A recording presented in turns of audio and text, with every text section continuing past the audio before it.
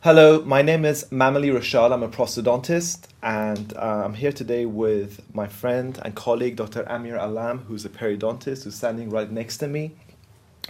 And the topic of our presentation today is advanced implant treatment planning. And what we want to share with you is how that treatment that we deliver to our patients rotates around our interaction. Now, the focus of the presentation today is specifically around what happens distal to the canines rather than the aesthetic zone. And Dr. Alam over here will elaborate on that. Mamali, thank you very much for this kind of introduction. Before we start the presentation, I would like to add a little note that will put a moral value on the topic of our presentation today. As one periodontist said, the treatment of a patient is a privilege and honor that should not be taken lightly. And what does that mean? Well, that means that a patient that comes and sits in your chair and puts his dental faith into your hand really trusts you and really believe that you as a provider or you as a team are the best people here to be able to restore their function and, of course, their smile. And it is our responsibility at this moment as a dentist, healthcare provider, surgeons, and restorative dentists to provide them with the best treatment modality available today, but as well to be current with the state of knowledge that is out there. The consistency of our treatment plan is a key success to our treatment and our rehabilitations. But unfortunately, the opposite exists as well. And let me share with you the unfortunate fate of this patient. This series of slides were provided to me by one of my friends in France. This lady lost her mandibular molars due to periodontal disease 5 years ago. When she went to her doctor, her dentist immediately placed a couple of blade implants into her mandible, and in order to provide her with more support, decided to connect those to her natural dentition. Well, a couple of years passed by, and with time, due to the difference in resilience between an osteograded implant and the ligament that is around the tooth, the natural dentition started intruding. And this intrusion resulted in an infraocclusion of the posterior segment of the mandible, characterized by the lack of posterior support of that patient.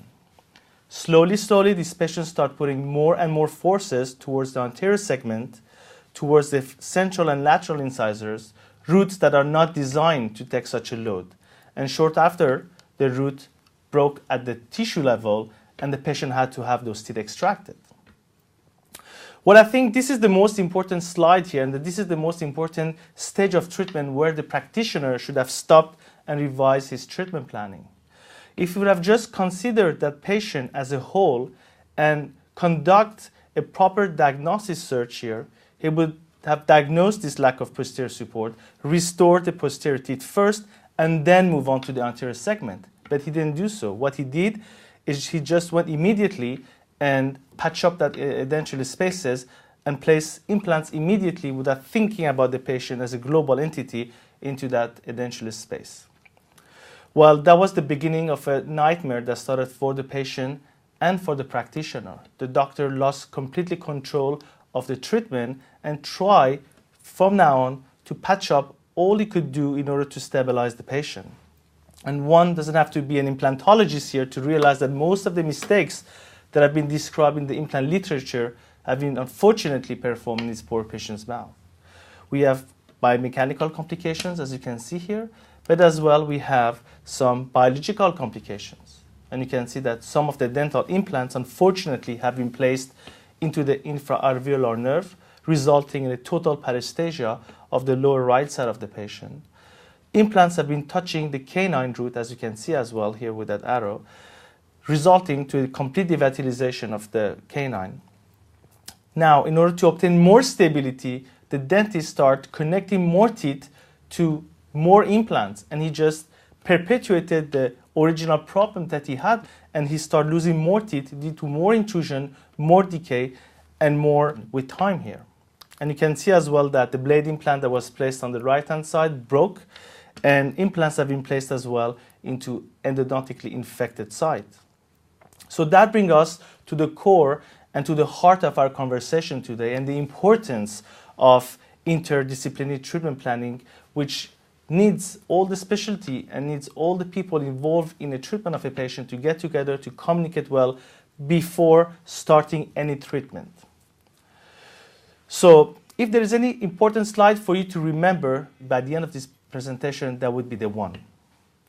Every single time that we treatment plan patients with Dr. Reshad, we like to keep it consistent, and we like to rotate all our treatments around 4 cornerstones. The first cornerstone that we like to satisfy is the concept of posterior support, and we just touched base a little bit with the previous patient's case treatment a minute ago. But Dr. Reshad will go into more details in a couple of minutes. But just to summarize, the posterior dentition protect the anterior dentition, and the posterior dentition is the warranty of the longevity of our aesthetic outcomes. The concept of side development procedure.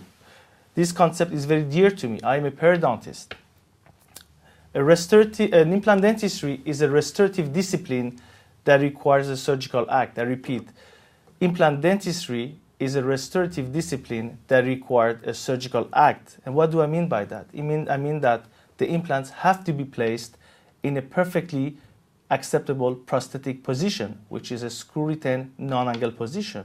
And therefore, if the patient doesn't have bone, we graft the patient. If the patient doesn't have soft tissue, we graft the patient. We make sure that everything is ready for the patient before the reconstruction starts. The third cornerstone that is very dear to us is the concept of space management. Space management can be divided into 2 categories, not only from a vertical standpoint, which is mainly handled by the prosthodontist, and which is the relationship between the maxillary jaw to the mandibular jaw, but as well from a horizontal point of view, which is mainly managed by the help of orthodontics. And we will see how through the presentations we could utilize orthodontics not only for space management issues, but we will see how orthodontics is a great tool for our extrusions and side development procedure by extruding the bone and soft tissue. And we'll see as well how orthodontics can be utilized in order to handle infrabony defects and treat periodontal disease. And finally, the icing on top of the cake, the concept of aesthetics. A reputable dentist and technologist back in the 70s said that when aesthetics is the prime motivating factor in any restorative procedure, that restoration will assuredly fail. I think that might be an exaggeration, but I would say that there's definitely some truth in that matter. And let's look at a case to demonstrate that. Let's look at this patient. A very well-known ceramist has made us a beautiful restoration on a central incisor. You can see the anatomy, all the detail that's gone into the ceramic work to match the 2 centrals together. And everyone would agree that is an excellent result. Would you not? Well, I'm cheating you here. I'm not giving you all the information. When you take a closer look at the patient as a whole, when we look at the posterior teeth, we realize that the problem is that the patient is missing posterior teeth. And if I tell you that this patient is coming back to the practice repeatedly on a weekly basis, complaining that his front tooth is getting loose, this treatment is considered to be a failure because attention was not given to the patient as a whole. We need to consider why that was a problem. The reason was that we did not provide the patient with adequate posterior support. Posterior support was provided with a removable partial denture, a Kennedy 1 partial denture to be specific. That is a partial denture that is replacing posterior teeth only. And that is mucosa supported, so all the load is now being taken by the anterior teeth, and that anterior tooth, which is our implant, is not designed to take that sort of a load, and so we get screw loosening. You can see the problem here. So the treatment for that patient as an interim type of treatment was to connect the restoration to the removable partial denture until the patient is ready to receive implants posteriorly and to restore the anterior tooth as a definitive fixed type restoration. So the biomechanical approach is extremely important to incorporate into our treatment plan. If that is ignored, we may run into serious problems in our aesthetic dentistry. The problem is with mucosa-supported removable partial dentures. What I mean by mucosa-supported removable partial dentures are Kennedy 1 type dentures, dentures that are replacing posterior teeth only, typically bilaterally. The problem is the mucosa-borne RPDs are supported by mucosa. The mucosa is almost like a mattress. It just bounces up and down when we chew on it, so it doesn't give us enough posterior support. It makes complete sense. Look at this. This is part of the treatment. We test it, we bite on the denture, and the denture moves in by millimeters. Teeth move in by microns, maybe about 50 microns, and implants only move 1 to 5 microns. So that significant amount of movement in the vertical dimension means that we do not get enough support with these types of prosthesis. We're only fooling ourselves. Additionally, the removable partial denture, which is replacing the posterior teeth, has a problem with compliance. These patients do not wear these dentures. They have a problem adapting to them. So 25% of those patients never wear the dentures, and 15% of the patients only wear them occasionally. So that is another problem. In addition, we have another problem. Patients that are given removable partial dentures, it has been shown that they only chew on their natural teeth and not on the denture teeth. So by providing patients with a removable partial denture for support, we're really only fooling ourselves. We're not giving the patient any additional support. Let's look at another case. This was an old case that has been documented and followed up many years after, and it's been backed up by literature, by long-term follow-up studies by a group in Nijmegen in Holland. And the statement says that free-end RPDs, which is our Kennedy 1 denture, does not contribute to occlusal stability in the shortened dental arch. Let's take a look at this. Look at those premolars. They've drifted back. Can you see? They were in contact with the canines before, and now they've drifted back. Look at the wear on those anterior teeth. That wasn't there before. Look at the funneling around the periodontal ligament. That is also a problem that has developed because of the removable partial denture, or because the removable partial denture just didn't give us enough support, not the type of support that we need, that we can get with dental implants.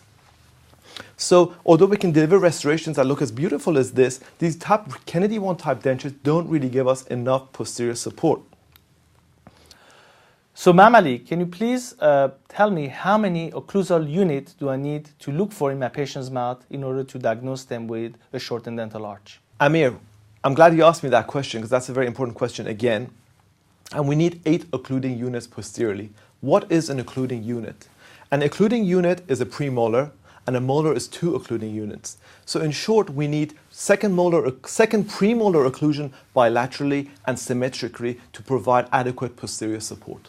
Okay, Ma'am Ali, so what you mean here is that if I can restore all my patients with a bilateral second bicuspid occlusion, I can avoid partials and dental implants on all my patients? Amir, I wish it was that simple, but unfortunately, it's not. And sometimes that doesn't work, and that's why we need to look at specific clinical signs. And I will show you a case to specifically demonstrate that. Look at this patient. He's ground through his natural teeth, ground through his dentition, and into his bone, and his bite is completely collapsed. For this patient, I would not feel safe restoring him with only a second premolar occlusion. I would give him as many posterior teeth as possible and restore him with a full complement of teeth up to the second molar or even the third molar if I could. And this restoration lasted for many years, so far 5 years, and is functioning well. So there is no problem with over-engineering cases if we feel that it is apt. Here it is again at 5 years follow-up. Ma'am Ali, could you please give me some diagnostic tools that I can use tomorrow and go to my office in order to diagnose lack of posterior support? Okay, before we do that, let me give you a definition, Amir. The definition of loss of posterior support is that the loss of OVD as a result of the loss or drifting of posterior teeth. You know, I've read that definition about 20 times and it's still pretty vague to me. And that's why we developed a criteria to specifically look at what it is that we need to look for in order to diagnose this properly. So we need to look at these specific clinical signs. Periodontal ligament widening is the first one. What is periodontal ligament widening? When we look at the periodontal ligament, we start seeing this funneling. Look at those arrows. They're showing a funnel effect around the coronal aspect of the periodontal ligament. These are caused by these jiggling forces, or the type of forces we get in orthodontics. It means the teeth are under a lot of load and the periodontal ligament simply widens to accommodate for that. Another sign is fremitus. When we place our finger on the facial aspects of the teeth, ask the patient to bite up and down, we see a vibration. That vibration that we feel on our finger is a bad sign. That is a warning sign. We need to note that. Again, fractured restorations, like the one Amir showed you at the beginning. And this case, patients losing back teeth, the anterior teeth start to take the load, they start breaking. This is a sign that we have lost posterior support.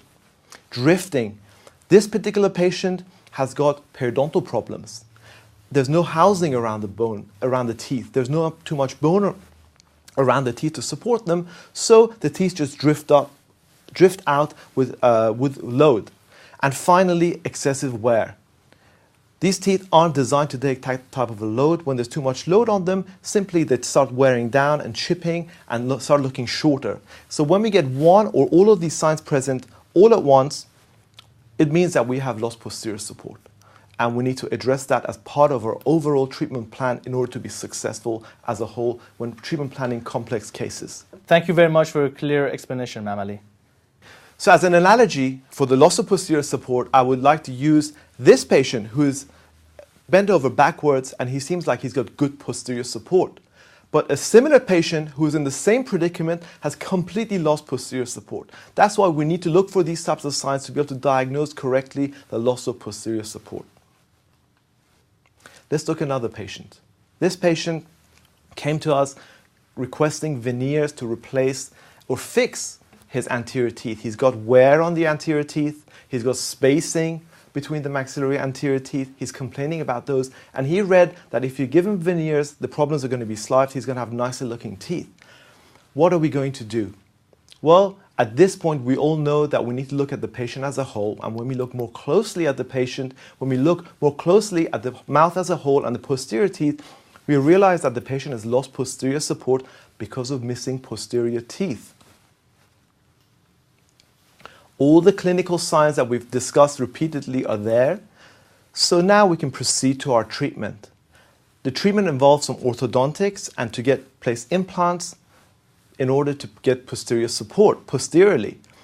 But before we do any type of irreversible treatment, the work is all done on the model work, on the stone. The teeth are retracted on the stone in wax.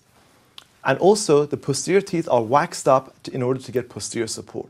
Once all that is done, implants are placed and then provisionalized after an adequate amount of time. The implants now will serve two purposes. The first purpose the implant will serve is to provide posterior support. And the second purpose that the implant will serve is to retract the anterior teeth and serve as absolute anchorage to retract quickly those anterior teeth into the correct positions. So in no time, we have gone from this situation where the teeth are splayed out into this situation where the teeth are retracted into the correct positions, the open contacts are closed up, and the patient is ready to receive definitive restorations on the posterior teeth. Here we go. Here's the patient a few months later with all the restorations posteriorly in place, and he's ready to receive the restorations in the anterior dentition. And I can tell you that no matter what type of material we place anteriorly, it will work because we have got adequate function and we've controlled the patient's occlusion appropriately. Well, Ma'am Ali, you just covered very thoroughly the first cornerstones that we discussed at the beginning of our presentation, which is the topic of posterior support. So just as a reminder, let me refresh you what we look at and what are the criteria that we like to satisfy with Ma'am Ali every time we treat a patient. Again, the concept of posterior support, the concept of side development procedure, space management, and aesthetics, as we discussed a little bit about it prior to that. But now let's see how we can incorporate all these four factors into a global approach and treatment planning of patients. This patient came into our clinic with the chief complaint that he did not wear his removable partials anymore. He was tired of wearing appliances and he wanted to be restored with a fixed dentition, and he was thinking about getting dental implants. Well, every single time that a patient comes to your practice and is wearing any type of appliance, I think it's a key element to analyze the existing prosthesis that the patient is presenting with. And you can see here for this particular patient that the denture teeth have been modified dramatically mesiodistally in order to fit within the edentulous spaces here. And before we start the treatment, we have some kind of an idea that space management will be a key factor to the success of this treatment. So this patient was diagnosed with a generalized severe chronic periodontitis, and as you can see on the screen here, all the molars had a class 3 furcation involvement, resulting into a poor prognosis for the long-term outcome of those teeth. So therefore, we opted to extract those teeth. The extraction of those teeth had multiple purposes for this particular patient. Not only, of course, to remove the disease of the patient's mouth, but as well to create some space here in order to facilitate the upwritings of our first molar into the spaces and created room for our future dental implant placement. We will see as well how we will go ahead and enhance the ridge with some bone grafting procedure prior to our dental implant, and finally restore patient's posterior support with implant-supported restorations. The first step that we took, like in any of our treatment patients' modality, is of course a diagnostic cast. As you can see, we're going to use now this diagnostic cast to fabricate an orthodontic setup. And how do we do that? Where we're just going to duplicate that cast and draw some reference lines on it. We will have the horizontal line, which will represent the incisal edge of the teeth, and we will draw some vertical lines, which represents the long axis of the root.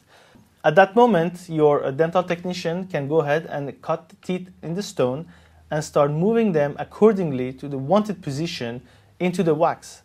And we can see here the amount of uprighting that needs to be provided for the molar in order to prepare the site for future dental implant placement. And on the maxilla, you can appreciate the amount of mesialization that this premolar has to be subject to prior to our surgical phase. And you can see on the left-hand side of the patient the amount of space that we are going to create by the extraction of these maxillary molars, and as well the minor touch-up on the uprighting that needs to be done in order to create appropriate space. From that moment, we will complement our orthodontic setup with a restorative wax-up. And this restorative wax-up is the key element to the success of our treatment. It's basically point A to point B, so we know exactly where we're going now. We have the beginning, which is our diagnostic cast, and we have the end here, which is our restorative wax-up. This restorative wax-up will have multiple functions during the treatment of our patient. Of course, the first objective of that wax-up is function, and you can see that now we will be able to locate properly the existing final restoration. The second objective of an wax-up will be a mediator for us to be able to communicate to our patients what we think would be an aesthetic outcome for him, and to be able to show him how he will look by the end of the procedure.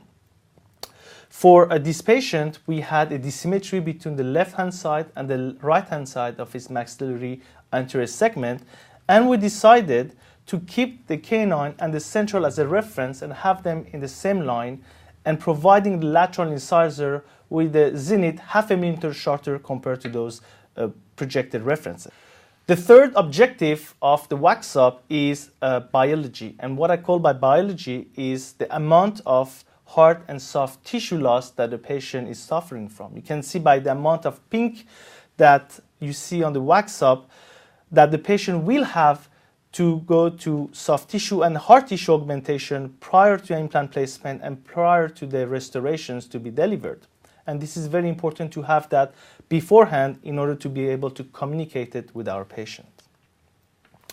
The approach of this case was very traditional in terms of orthodontics. By that I mean that we will place the brackets, the buttons, place our patients into orthodontic phases, move the teeth exactly where we want them, then we're going to perform the bone grafting, and finally we will place our dental implants.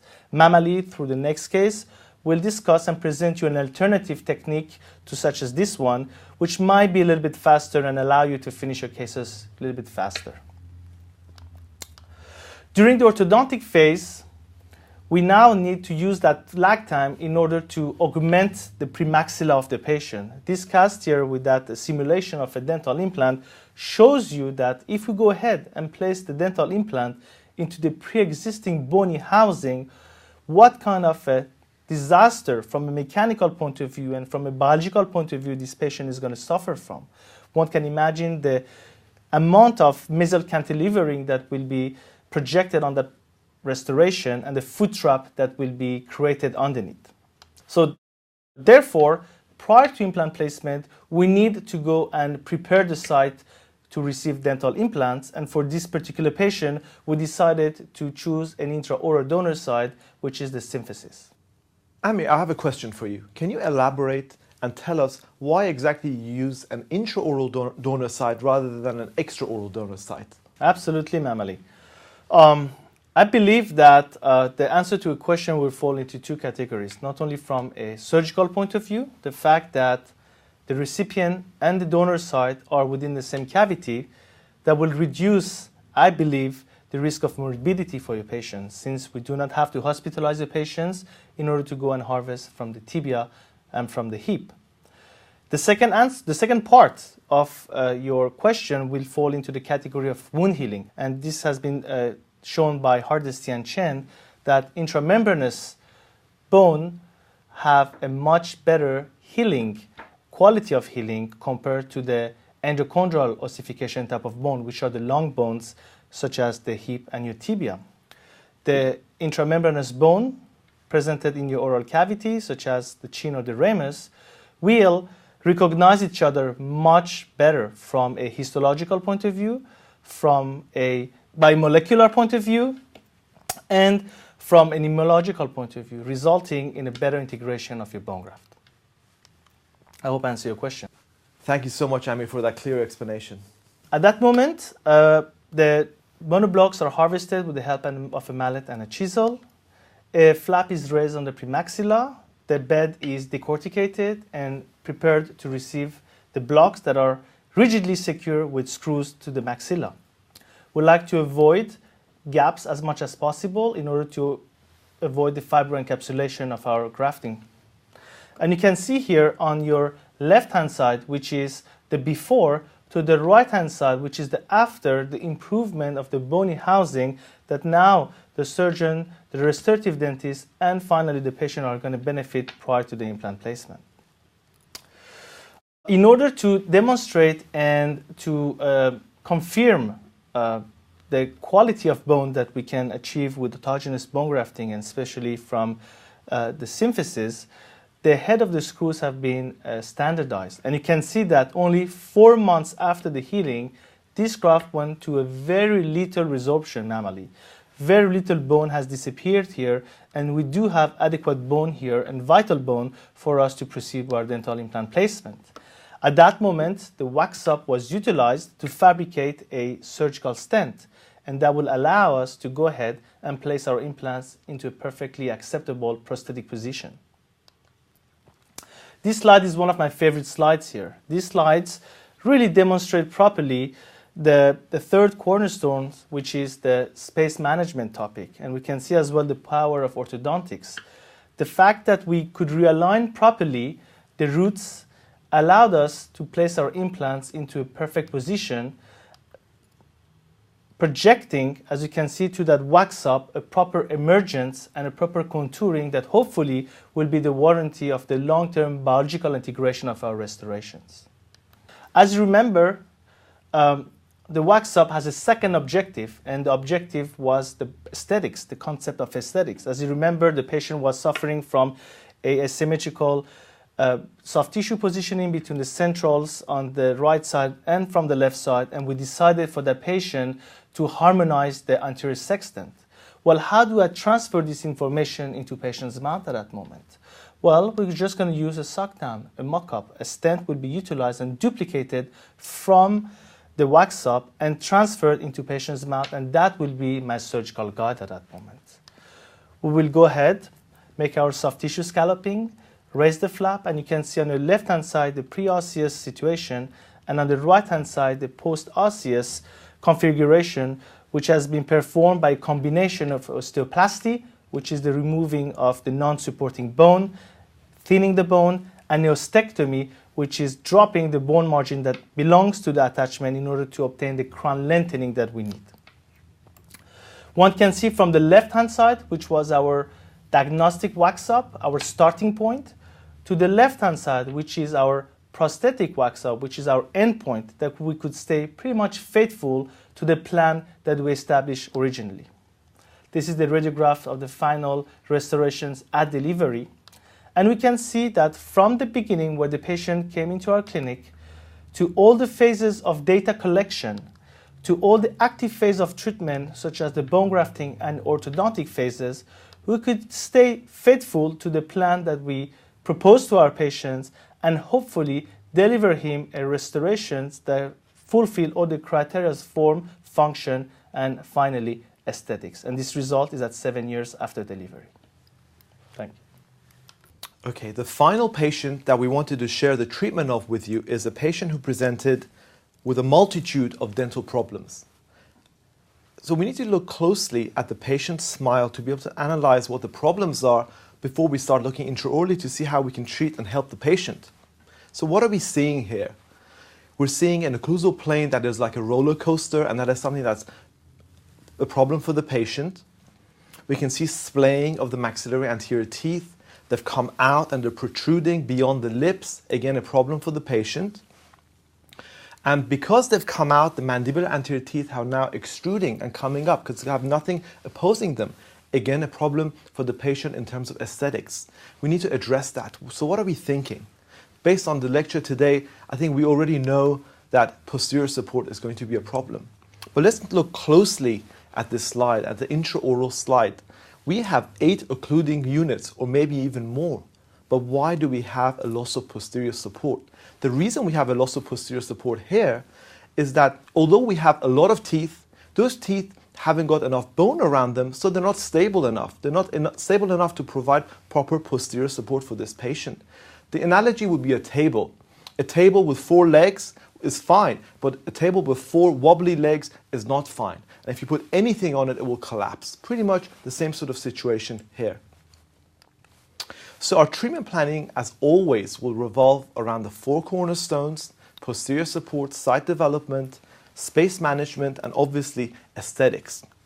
So how would the treatment plan for this particular patient be different to the one that we saw previously? Well, we will need to do some site development, but the site development, we'll use the existing teeth to do some site development. I will explain how we do that a little bit later.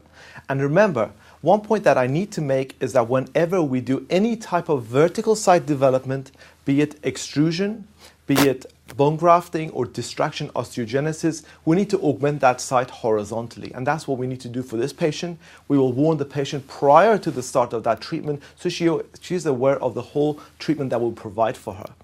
Remember that the mandibular anterior teeth has super erupted and that was anesthetic, so we need to intrude those teeth to get more of a balanced smile for the patient. And only at this point we will start removing infected teeth and replace the teeth with implant-supported restorations. So you can see the implant placement and extractions come towards the end. We're not going to jump in and extract straight away. So when we look at this slide, look at these radiographs, what do we see? We see periodontally involved teeth. We see hopeless teeth. And what comes to mind is that a hopeless tooth is not a useless tooth. These teeth can be used to develop those sites anteriorly. We will scale and root plane those teeth, place some orthodontic brackets on them, and help to extrude and develop those sites anteriorly. Let's take a look at how exactly we do that. We will place some implants in the symphysis area, apical to those central incisors. These mini implants are about 4 to 5 millimeters long and can easily place safely in that area. With the aid of some abutments, we will connect the implants to the maxillary anterior teeth.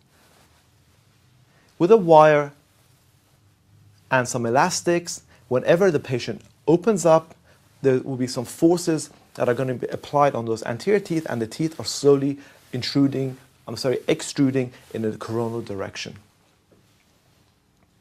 So let's take a look at these pictures here. On the left, we have the before pictures, and on the right, the after pictures. Look at those laterals and canines. We only move those first. Look at how they move down together with the attachment apparatus around them. Significant coronal movement of the attachment apparatus. Then we move the central incisors. Again, the movement is in a coronal direction, and look at the significant movement of those tissues that we've achieved.